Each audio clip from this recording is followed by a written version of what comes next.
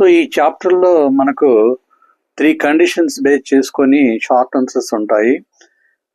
2 equations మనం a1x plus b1y plus c1 equal to 0 ఒకటి, a2x plus b2y plus c2 equal to 0 తీసుకున్నప్పుడు first condition a1/a2 is not equal to b1/b2 అయితే ఆ సిస్టమ్ని consistent system అంటాము.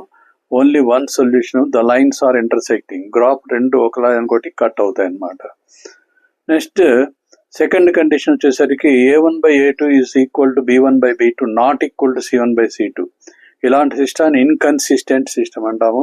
No solutions, lines వచ్చేసరికి ఒకదానికొకటి parallel గా ఉంటాయి. నెక్స్ట్ వచ్చేసరికి a1/a2 equal to b1/b2 equal to c1/c2. ఇలాంటి సిస్టమ్ డిపెండెంట్ అనొచ్చు, డిపెండెంట్ సిస్టమ్ లేకపోతే డిపెండెంట్ కన్సిస్టెంట్ అనొచ్చు. మెనీ సొల్యూషన్స్, లైన్స్ వచ్చేసరికి కోయిన్సైడ్. వీటి మీద తప్పకుండా షార్ట్ ఆన్సర్స్ ఉంటాయి.